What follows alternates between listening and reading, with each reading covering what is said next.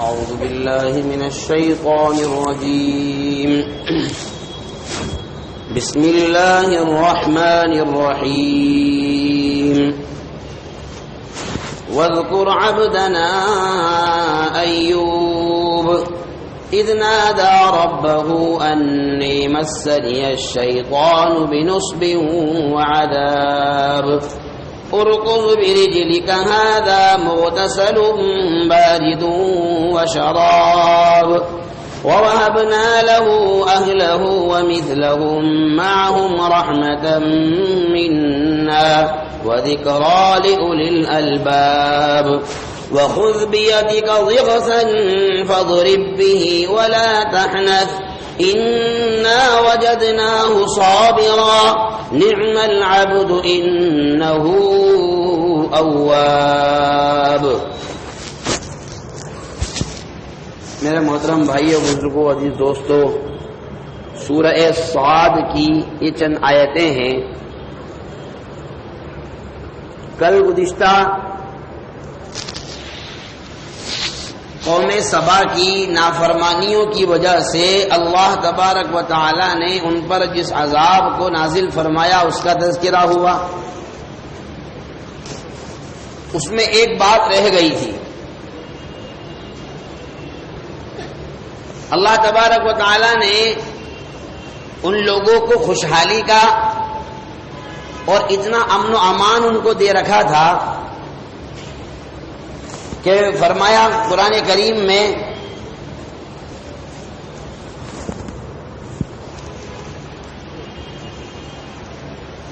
اللہ نے ایک بستی سے دوسری بستی میں جانے کے لیے، ایک شہر سے دوسرے شہر جانے کے لیے جو راستے بنائے تھے ان کے لیے اتنے قریب تھے اور اتنے اچھے تھے کہ ایک جگہ سے دوسرے جگہ کے جانے کے بیچ میں دن میں جائے رات میں جائے کسی کو کوئی خطرہ نہیں تھا.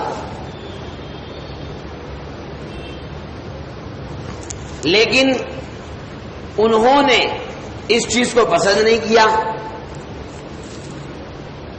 وَجَعَلْنَا بَيْنَهُمْ وَبَيْنَ الْقُرَى الَّتِي بَارَكْنَا فِيهَا قُرًى ظَاهِرًا وَقَدَّرْنَا فِيهَا السَّيْرَ سیروا فیہا لیالی و ایاما آمنین. اللہ نے فرمایا ہم نے ان کے اور اس بستی کے درمیان میں جس میں ہم نے برکتیں نازل کی، یعنی جب یہ لوگ سفر کیا کرتے تھے قرآن ظاہرتن روڈ ہی پر بہت سارے گاؤں بسا دیے. وقدرنا فیہا السیر اور ہم نے ان روڈوں میں ان بستیوں میں ان کے لیے چلنے کو آسان کر دیا. جیسے آپ یہاں سے اندور جاتے ہیں تو اب روڈ ایسا بن چکا ہے کہ یہاں سے لے کر اندور تک آپ کو محسوس نہیں ہوتا ہے کہ آپ کسی جنگل میں آئے ہیں. باتوں باتوں میں اندور آ جاتا ہے، کیونکہ یہاں سے 15 کلومیٹر چلو تو ایک ٹول ٹیکس آتا ہے، 25-30 کلومیٹر چلو دوسرا آ جاتا ہے، تو احساس نہیں ہوتا ہے. آپ بمبئی جائیے، بمبئی سے 100 کلومیٹر پہلے سے ہی ایسا لگنا شروع ہو جاتا ہے کہ بمبئی آ چکا ہے، لیکن گاڑی 100 کلومیٹر تک چلتی رہتی ہے اور 100 کلومیٹر ادھر تک چلتی ہے، حالانکہ بیچ میں 2-3 ضلع الگ الگ ہیں. تو اللہ نے اس بستی کو ایسے ہی امن و امان والا راستہ دے رکھا تھا. دن میں چلے رات میں چلے. معلوم اس سے ایک بات اور معلوم ہوئی، اس سے ایک بات یہ بھی معلوم ہوئی کہ یہ ہائی وے کا پلان نیا نہیں ہے، پرانا ہی ہے. یہ بھی یہ شروع سے بنے ہوئے ہیں. یہ جو نظام ہے اللہ تبارک و تعالیٰ یہ شروع سے بنا ہوا ہے. تو اللہ نے ان کو یہ نظام دیا، لیکن انہوں نے کیا کہا معلوم؟ فقالوا ربنا باعد بین اسفارنا، کہنے لگے اے ہمارے پروردگار ہمارے سفروں میں دوری کر دے. یعنی ہم کو ایسا لگنا چاہیے کہ ہم کسی دور دراز سے سفر کر کے آئے ہیں، بیچ میں جنگل آنا چاہیے. وَظَلَمُوا أَنفُسَهُمْ اپنے آپ پر ظلم کیا. فَجَعَلْنَاهُمْ أَحَادِيثَ اللہ نے فرمایا ان کے اس بات کو، ان کی اس زندگی کو ہم نے ایک فلسفہ بنا دیا. کیا بنا دیا؟ ایک قصہ گوئی بنا دیا. یعنی اب ان کی صرف باتیں رہ گئی ہے. وَمَا وَمَزَّقْنَاهُمْ كُلَّ مُمَزَّقٍ، اور ہم نے ان کو پھاڑ دیا. کیسے پھاڑ دیا؟ بستیاں کی بستیاں اللہ نے تباہ کر دی ناشکری کی وجہ سے. کسی بستی کو دھسا دیا، کسی بستی پر عذاب نازل کر دیا، کسی بستی کو کھنڈر بنا دیا، تو ایسا محسوس ہونے لگا گویا کہ لوگ کبھی یہاں بسائی نہیں کرتے تھے، کبھی یہاں بستی تھی ہی نہیں. ان فی ذلک لآیات لکل صبار شکور، اس میں نشانیاں ہیں کن لوگوں کے لیے جو صبر کرنے والے ہیں اور ان لوگوں کے لیے جو شکر کرنے والے ہیں. اللہ نعمت دے تو شکر ادا کرے، اللہ آزمائش دے تو صبر کرے. تو ایک تو تذکرہ یہ ہے کسی قوم کی اللہ کی نعمت کی ناشکری پر اللہ کی پکڑ کا. اب سنیے اللہ تبارک و تعالیٰ کی آزمائش پر صبر کا نتیجہ بھی سنیے. کیونکہ اگر اللہ نے ایسی مثالیں بیان فرمائی تو قرآن میں ایسی مثالیں بھی اللہ نے بیان فرمائی کہ اللہ کے جن بندوں نے اللہ کی نعمتوں پر شکر کیا اور اللہ کی آزمائشوں اور اللہ کے امتحانوں پر صبر کیا، اللہ نے ان کو ان کے اعزاز میں دوگنا اضافہ کر دیا، ڈبل کر دیا. چنانچہ قرآن کریم نے تذکرہ کیا حضرت ایوب علیہ السلام کا. وَاذْكُرْ عَبْدَنَا ایوب، ایوب ہمارے بندے ایوب کا تذکرہ کیجئے. اذ نادى ربه انی مسنی الشیطان، جبکہ انہوں نے اپنے پروردگار سے دعا کی، اپنے پروردگار کو پکارا، اے میرے پروردگار کہ شیطان کی وجہ سے مجھے بڑی تکلیف ہوئی ہے اور شیطان کی طرف سے مجھے بڑی پریشانی ہوئی ہے. میں جس مصیبت میں جس آزمائش میں ہوں شیطان نے مجھے تکلیف پہنچائی ہے، اس لیے تو اس آزمائش سے مجھے نجات عطا فرما. کیا بیماری تھی ایوب علیہ السلام کو؟ اس میں بہت ساری روایتیں آپ سنیں گے. اسرائیلی روایتوں میں تو لوگوں نے یہاں تک لکھ دیا کہ ایوب علیہ السلام کے بدن پر نعوذ باللہ ثم نعوذ باللہ اتنے بیمار ہو گئے تھے کہ کیڑے پڑ گئے تھے. بہت سے لوگوں نے یہاں تک لکھ دیا. یہ اسرائیلی روایات ہیں، ان کی کوئی حقیقت نہیں ہے، کیونکہ قرآن نے صرف اتنا تذکرہ کیا 17ویں پارے کے اندر، وَأَيُّوبَ إِذْ نَادَى رَبَّهُ أَنِّي مَسَّنِيَ الضُّرُّ وَأَنْتَ أَرْحَمُ الرَّاحِمِينَ. ایوب کا تذکرہ کیجئے جب اس نے اپنے پروردگار کو پکارا، اے میرے رب مجھے تکلیف پہنچی ہے. ہاں یہ بات ضرور ہے کہ ایوب علیہ السلام کو کوئی ایسا زخم اور کوئی ایسی بیماری لاحق ہوئی تھی جو ان کے پورے بدن پر لاحق ہو چکی تھی. بہت سارے لوگ اسی لیے کہتے ہیں بے سر و پیر کی بات پر اعتماد مت کرو. کوئی اگر قرآن کو آڑ بنا کر، حدیث کو آڑ بنا کر آپ کے سامنے اگر بے سر و پیر کی بلا تحقیقی باتیں کہہ رہا ہے تو مت مانو اس کو، اس کی تحقیق کرو، پہلے معتبر علماء سے اس کو معلوم کرو. اپنے معتمد علماء، ارے کسی پر تو ہم کو یقین ہوگا، اتنے علماء ہے دنیا میں، کسی پر تو ہم بھروسہ کرتے ہوں گے. مت پوچھو مفتی جنید سے، مت پوچھو مفتی اسماعیل سے، جس پر آپ کو یقین ہو اس سے پوچھ لو. وہ محقق آدمی ہوگا، تحقیق والا آدمی ہوگا تو تحقیق کر کے آپ کو بتائے گا. بے سر و پیر کی باتوں پر اعتماد نہیں کرنا چاہیے، کیونکہ قرآن نے جب اتنا کہا ہے ضر، کوئی تکلیف تھی جس کو مفسرین کرام نے لکھا ہے کہ کوئی نہ کوئی ایسی بیماری تھی جو پورے بدن کو لاحق تھی.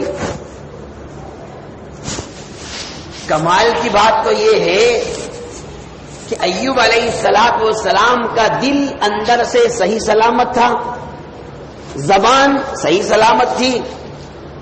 زبان اور دل دونوں کو 24 گھنٹے اللہ تبارک و تعالی کی یاد میں مشغول رکھتے تھے. 24 گھنٹے. اور تو اور اللہ کی تعریف کیسے کرتے تھے؟ یہ ہوتا ہے نبی کا ایمان. اللہ کی تعریف کیسے کرتے تھے؟ اے اللہ تیرا کتنا بڑا احسان ہے. حضرت ایوب علیہ السلام بہت کروڑپتی آدمی تھے، بہت زمینیں اور جائیدادیں، باغات اور مکان اور اولادیں بھی بہت تھی، ماشاءاللہ صاحب اولاد تھے. اللہ نے سب کچھ بطور امتحان کے سب کچھ ختم کر دیا. مکان ختم ہو گئے, زمینیں ختم ہو گئی, ان کا جتنا بھی جو ہے کنبہ تھا, جتنے بھی بچے تھے, سارے کے سارے بچے ختم ہو گئے, کچھ بھی نہیں بچا. تو اللہ کی تعریف کیسے کرتے تھے؟ اے اللہ, تو کتنا بڑا محسن ہے اور تو کتنا بڑا کریم ہے کہ تو نے مجھے دنیا کے سارے جھنجھٹوں سے بری کر کے 24 گھنٹے ہمیشہ اپنی یاد میں لگا دیا. تو نے میرے بچے لے لیے تاکہ میرا ذہن ادھر نہ جائے, میری زمین جائیداد سب لے لیا تاکہ میں وہ جھمیلے میں نہ پڑوں, تو نے میرا سب کچھ مال لے لیا تاکہ میں کسی بھی طریقے ترکیب سے ادھر ادھر میرا ذہن نہ بھٹکے, اور مجھے تو نے 24 گھنٹے تیری ہی عبادت میں لگا دیا, ہمیشہ تیری عبادت میں لگا دیا. یہ ہوتا ہے نبی کا ایمان. اور خدمت کون کرتا تھا؟ حضرت ایوب علیہ السلام کی زوجہ محترمہ, ان کی بیوی, وہ ایک ایسی نیک خاتون تھی جس نے ان کی اس بیماری کے زمانے میں بڑی خدمت کی. اسی لیے کہتے ہیں اپنی بچیوں کو اچھی تربیت دو. روایت میں آتا ہے کہ حضرت یوسف علیہ السلام کی یا تو بیٹی تھی یا پوتی تھی.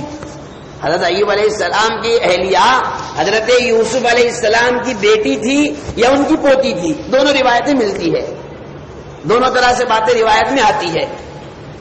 تو وہ بھی اب نبی کی بیٹی تھی اور تربیت یافتہ تھی. جب بچیاں تربیت یافتہ ہو کر نکاح ان کا کیا جاتا ہے اور تربیت دے کر جب وہ شوہروں کے پاس جاتی ہے تو وہ ان کے مزاج میں ڈھلنے کی کوشش کرتی ہے اور اونچ نیچ کو برداشت کر کے اپنے گھر والوں کے لیے ایک خدمتانہ مزاج لے کر جاتی ہے. اور جب ماں باپ کی طرف سے تربیت نہیں ہوتی ہے, اور جب ماں باپ بچی کو بڑے لاڑ پیار کرنا کوئی غلط نہیں ہے, لیکن جب ماں باپ کی طرف سے یہ بات بچی کے سامنے آتی ہے نا, بیٹی تمہیں ڈرنا مت ہے, ذرا باپ کوئی چھوٹا موٹا آدمی نہیں ہے, ذرا سی بھی تکلیف ہو, ذرا سی بھی بات ہو, بس تو ایک فون کر دینا, پھر ہم دیکھ لیں گے. ہاں تو اس کے بھاؤ تو بڑھنا ہی ہے. اب تو اس کے بھاؤ بڑھنا ہے. اب وہ شوہر کے لیے بھی مصیبت بنے گی, گھر والوں کے لیے بھی مصیبت بنے گی, سب کے لیے وہ پریشان کن بنے گی, کیونکہ اس کو سپورٹ ہے اس کے باپ کا, اور زیادہ تر باپ کا اتنا سپورٹ نہیں ہوتا ہے جتنا ماں کا ہوتا ہے. تو بجائے اس کے کہ ان کا بلا وجہ سپورٹ کیا جائے, ان کو ایسی تربیتیں, ایسی باتیں ان کے ذہن میں بٹھائی جائے, ان کو اچھے اخلاق اور اچھی تعلیم, اچھی تربیت, تاکہ وہ جب نئے گھر میں جائے, اپنے شوہر کے گھر میں جائے, اپنے اخلاق کا مظاہرہ کر کے سب کا دل جیتنے کی کوشش کرے, نہیں ہے کہ سب سے دشمنی مول لینے کی کوشش کرے.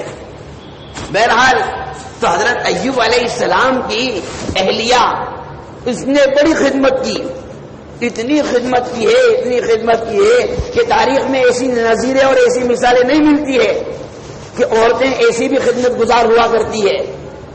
بہت خدمت کی حضرت ایوب علیہ السلام کی. لیکن حضرت ایوب علیہ السلام بھی بڑے صابر تھے.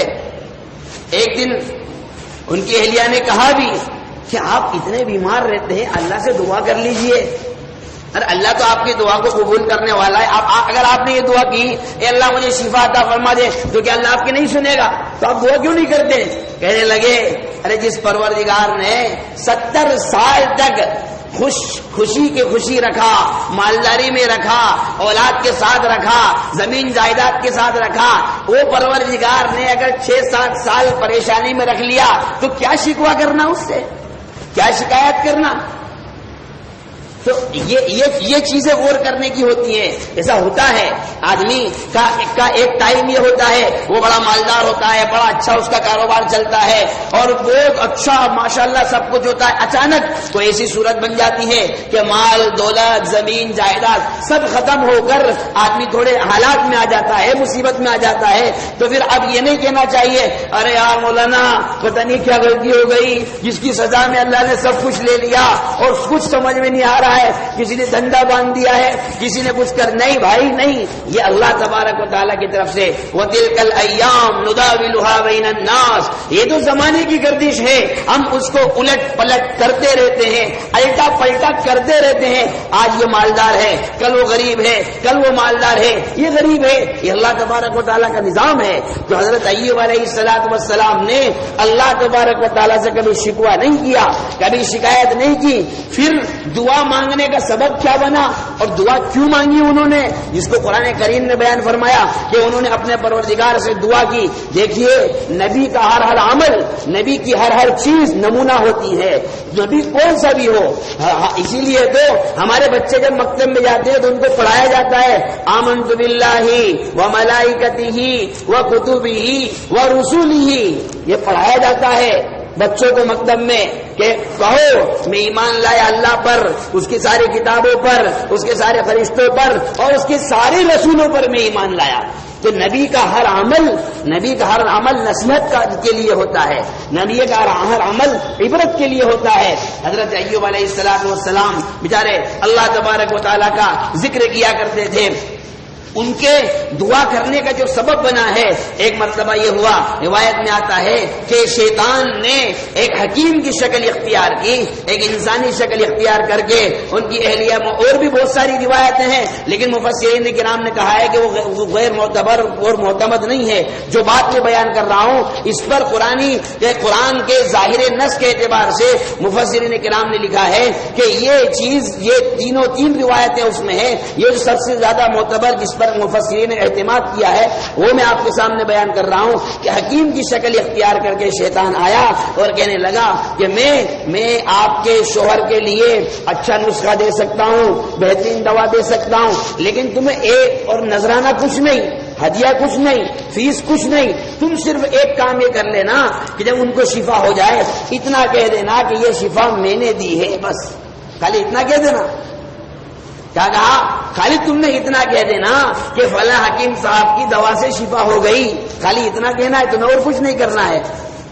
اب اس میں بظاہر تو ایسی کوئی چیز لگتی نہیں ہے بھائی، بظاہر جیسے مثال کے طور پر ہم لوگ کہتے ہیں کیا ہوا، اب فلاں ڈاکٹر کا علاج چل رہا ہے، وہ فلاں ڈاکٹر صاحب سے دوائی لے کر آیا، ماشاءاللہ فائدہ ہو گیا، تو وہ غلط بھی نہیں ہے بھائی۔ اعتماد تو ہمارا اللہ ہی کی ذات پر ہوتا ہے، دوا بظاہر ایک سبب ہے، لیکن چونکہ ایک نبی کی بیٹی ہے، نبی کی تربیت یافتہ ہے، نبی کی زوجہ ہے، نبی کی خادمہ ہے، نبی کی معیشت میں ہے، نبی کی معیت میں ہے، اللہ تبارک و تعالیٰ کو یہ بات بھی ذرا برابر بھی پسند نہیں آئی کہ نبی کے گھر میں شیطان کا ایک ذرا سا بھی اس قسم کا دخل اندازی ہو۔ چنانچہ جب وہ حضرت ایوب علیہ السلام کے پاس گئی اور حضرت ایوب علیہ السلام سے یہ بات کہی انہوں نے، تو کہنے لگے ارے وہ شیطان ہے۔ انہوں نے پورا واقعہ سنایا کہ اس نے ایسا کہا ہے حکیم صاحب نے، تو کوئی بات نہیں دوائی لے لیتے ہیں، کہا وہ شیطان ہے۔ اور کیا کہا حضرت ایوب علیہ السلام نے، میں قسم کھاتا ہوں اگر اچھا ہو گیا تو 100 کمچیاں ماروں گا تجھے۔ کیا کہا؟ اچھا ہو گیا تو 100 کوڑے لگاؤں گا۔ یہی ہے ایمان نبی کا۔ بدن کا پورا کے پورا بدن زخمی ہے لیکن اللہ کی طرف سے توجہ بالکل نہیں ہٹی ہے۔ چنانچہ سمجھ گئے۔ اب ایوب علیہ السلام کو خطرہ ہوا کہیں ایسا نہ ہو، ایوب علیہ السلام تو نبی ہے، ایوب علیہ السلام پر تو شیطان حملہ نہیں کر سکتا ہے، ایوب علیہ السلام کو تو بالکل نہیں بہکا سکتا ہے، لیکن آپ کی اہلیہ تو نبی نہیں ہے۔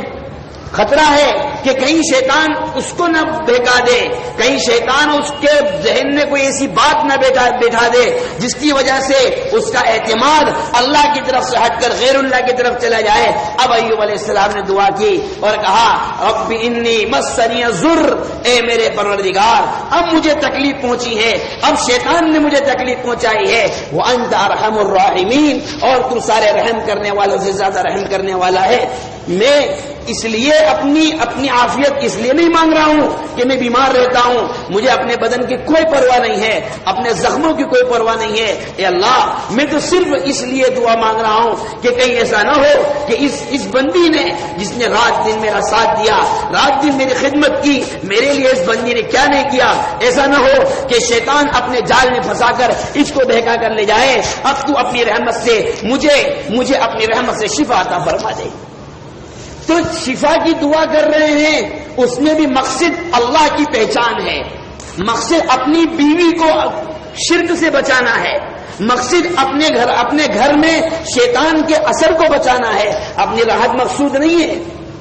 اللہ تبارک و تعالیٰ نے فرمایا کوئی بات نہیں، جب آپ کی زوجہ محترمہ گئی کچھ سامان یا دوائی وغیرہ لینے کے لیے گئی ہوئی تھی، اللہ نے ادھر فرمایا ارکض برجلک ھذا مغتسل بارد وشراب، اپنی ایڑی کو رگڑیے، انہوں نے ایڑی رگڑی، فرمایا ھذا مغتسل بارد وشراب، یہ پانی ہے، ٹھنڈا پانی ہے، پینے کے لیے بھی ہے، غسل کرنے کے لیے بھی ہے۔ ایوب علیہ السلام نے اس نے غسل کیا، وہ پانی سارا کے سارا ان کے بدن پر لگا اور بالکل صحیح سلامت ہو گئے، بالکل ایسے جس طریقے سے بیمار ہونے سے پہلے جو پوزیشن تھی ویسی پوزیشن بن گئی۔ اور سنو، یہ ہے نبی کی دعا، یہ ہوتی ہے نبی کی دعا۔ حضرت مولانا علی میاں صاحب رحمۃ اللہ علیہ نے اپنے خطبات میں اس بات کا تذکرہ کیا ہے کہ پوری امت صدقہ ہے اور پوری امت طفیل ہے۔ 313 جنگ بدر میں شرکت کرنے والے صحابہ کرام کا یہ پوری امت ان کا طفیل ہے، اور اس کی دلیل انہوں نے لکھی ہے۔ دلیل یہ ہے کہ جب 17 رمضان المبارک کو حق اور باطل کا جو سب سے پہلا معرکہ، جس کو قرآن نے یوم الفرقان کہا، جس کو قرآن نے حق اور باطل کے درمیان میں فرق کرنے والا معرکہ کہا، جس جنگ میں اس کی عجیب صورت حال تھی، ایک طرف بیٹا ہے، ایک طرف باپ ہے، عجیب حضرت حضور صلی اللہ علیہ وسلم ادھر ہے، حضرت عباس ادھر ہے، مصعب ابن عمیر ادھر ہیں، ان کے بھائی عبید ابن عمیر ادھر ہیں، اور کئی صحابہ کرام ایسے ہیں، ایک طرف باپ ہے، ایک طرف بیٹا ہے، کسی کا بھائی ادھر ہے، دوسرا بھائی ادھر ہے، کسی کے چچا ادھر ہیں تو بھتیجا ادھر ہے۔ یہ بڑی عجیب صورت حال تھی، حق اور باطل کا معرکہ تھا۔ حضور صلی اللہ علیہ وسلم، کیونکہ صحابہ کرام تو بے سر و سامانی کے عالم میں تھے، ان کے پاس کچھ بھی نہیں تھا، نہ ہتھیار تھے، اور جگہ بھی اچھی نہیں تھی، جتنے بھی اچھے ٹھکانے تھے وہ تو سارے کفار مکہ نے قبضہ کر لیے تھے، ان کے پاس تو کچھ بھی نہیں تھا۔ حضور صلی اللہ علیہ وسلم نے اس وقت میں اس امت کے لیے جو دعا مانگی ہے، وہ دو جملے تاریخ میں حدیث کی کتابوں میں ہیں، حضرت مولانا علی میاں صاحب رحمۃ اللہ علیہ لکھتے ہیں، ان دو جملوں کی برکت ہے آج پوری کی پوری امت جمی ہوئی ہے۔ کون سی دعا تھی؟ فرمایا اللہم ان تہلک ہذہ العصابہ فلن تعبد علی الارض ابدا، اے اللہ یہ چھوٹی سی جماعت، یہ میری چھوٹی سی کمائی، یہ چھوٹے سے افراد، یہ کمزور، یہ غریب، یہ فقیر، یہ محتاج، کچھ نہیں ہے ان کے پاس، یہ صرف اور صرف تیرے سہارے پر، ارے ان کے پاس تو ہتھیار بھی نہیں ہے، ان کے پاس تو اسباب بھی نہیں، پہننے کے لیے کپڑے صحیح ڈھنگ سے نہیں ہے ان کے پاس، تو یہ کیا ان کے پاس لاٹھیاں نہیں ہے، ان کے پاس چلانے کے لیے کچھ نہیں ہے، لیکن اے اللہ میں نے بڑی محنت سے ان کو کمایا ہے اور یہ میری جمع پونجی ہے، اگر آج یہ ہلاک ہو گئے، فرمایا فلن توبت، روئے زمین پر کبھی تیری عبادت نہیں کی جائے گی۔ یہ دعا کی کہ آپ صلی اللہ علیہ وسلم نے، اے اللہ اگر آج یہ ہلاک ہو گئے، روئے زمین پر قیامت میں تیرے نام لینے والا کوئی نہیں ہوگا۔ اور مولانا علی میاں نے لکھا ہے یہ دو جملوں کی برکت ہے، آج امت ہزاروں نہیں، لاکھوں نہیں، کروڑوں کی تعداد میں ہے، تو نبی کی دعاؤں کا ایسا اثر ہوتا ہے۔ پھر دیکھا تاریخ نے وہ دن دیکھا، اور آج بھی تاریخ کے اوراق میں وہ باتیں محفوظ ہیں، سیرت کی کتابوں میں اور حدیث کی کتابوں میں، جب معرکہ ہوا ہے اور اللہ تبارک و تعالیٰ نے اس کا تذکرہ کیا، وَإِذْ غَدَوْتَ مِنْ أَهْلِكَ تُبَوِّئُ الْمُؤْمِنِينَ مَقَاعِدَ لِلْقِتَالِ وَاللَّهُ سَمِيعٌ عَلِيمٌ إِذْ هَمَّتْ طَائِفَتَانِ مِنْكُمْ أَنْ تَفْشَلَا وَاللَّهُ وَلِيُّهُمَا وَعَلَى اللَّهِ فَلْيَتَوَكَّلِ الْمُؤْمِنُونَ وَلَقَدْ نَصَرَكُمُ اللَّهُ بِبَدْرٍ وَأَنْتُمْ أَذِلَّةٌ، اللہ نے تمہاری مدد کی، تمہارے بدر کے موقع پر مدد کی، وَأَنْتُمْ أَذِلَّةٌ، تم تو کمزور تھے، کیا تھا تمہارے پاس؟ فاتقوا الله لعلكم تشكرون إذ تقول للمؤمنين ألن يكفيكم أن يمدكم ربكم ب3,000 من الملائكة منزلين بلى إن تصبروا وتتقوا ويأتوكم من فورهم هذا يمددكم ربكم ب5,000 من الملائكة مسومين۔ پورا تذکرہ قرآن کریم نے کیا کہ نبی کی دعا کی برکت سے اللہ تبارک و تعالیٰ نے فرشتوں کی ٹکڑی اور فرشتوں کی جماعت تمہاری حفاظت کے لیے، تمہاری مدد کے لیے اور تمہاری نصرت کے لیے اتاری۔ اور ایک بات اور سناتا ہوں بیچ میں، اب یہ بات آ گئی ہے تو سنا دیتا ہوں.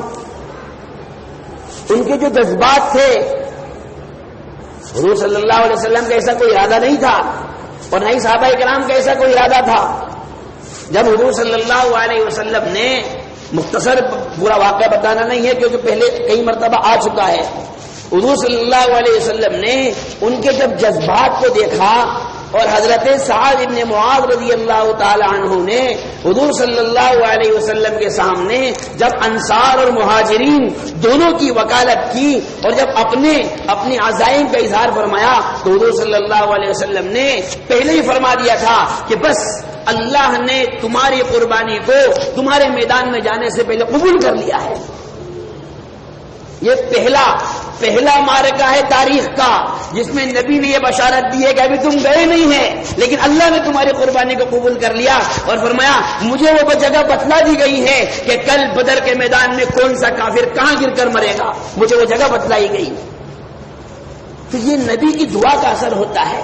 نبی کی طلب، نبی کا تڑپنا وہ امت کے لیے ہوتا ہے. تو ایوب علیہ السلام کا یہ دعا کرنا اللہ پر اعتماد کے خلاف نہیں ہے، اپنی راحت کے لیے نہیں تھا، اپنے آرام کے لیے نہیں تھا، بلکہ اس لیے تھا کہ کہیں شرک میرے گھر میں داخل نہ ہو جائے، شیطان کسی بھی راستے سے میرے گھر میں جگہ نہ بنا لے. اللہ تبارک و تعالیٰ نے ان کو پھر پورا کے پورا سارا کے سارا بدن صحیح سلامت کر دیا.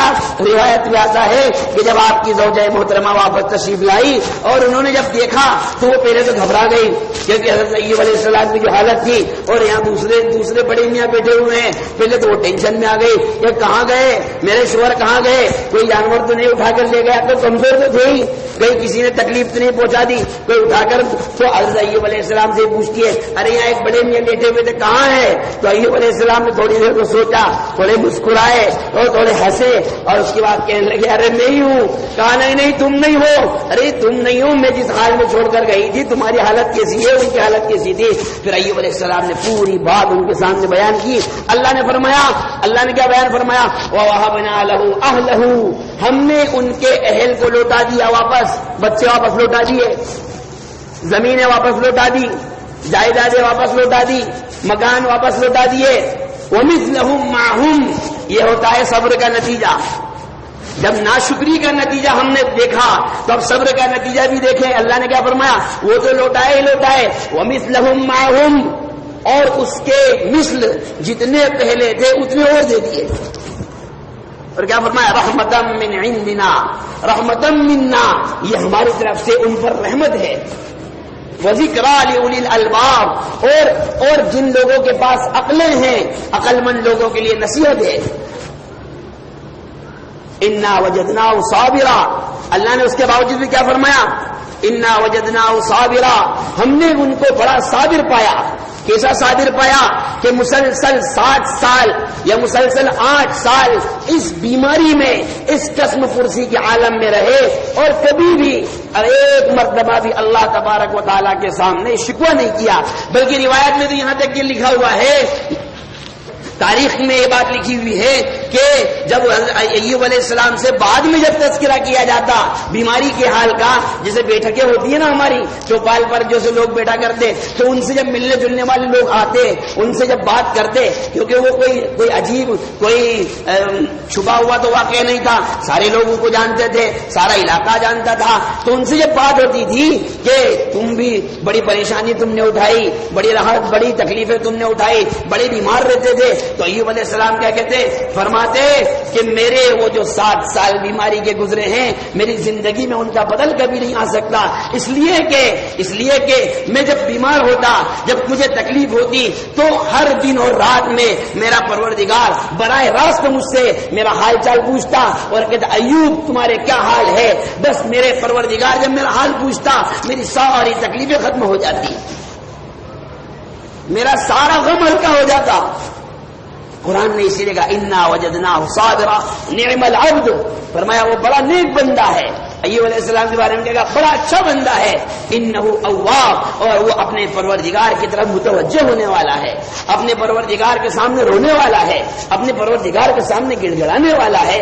تو میرے بھائیوں، ایوب علیہ السلام کی یہ پوری کی پوری تاریخ اور یہ پوری کی پوری زندگی، قرآن جب بھی کسی چیز کو بیان کرتا ہے وہ نصیحت کے لیے بیان کرتا ہے، عبرت کے لیے بیان کرتا ہے، اور تاکہ اس بات کو بیان کرنے کے لیے کہ لوگ اس چیز کو دیکھ کر نصیحت حاصل کرے، اس کو سمجھے۔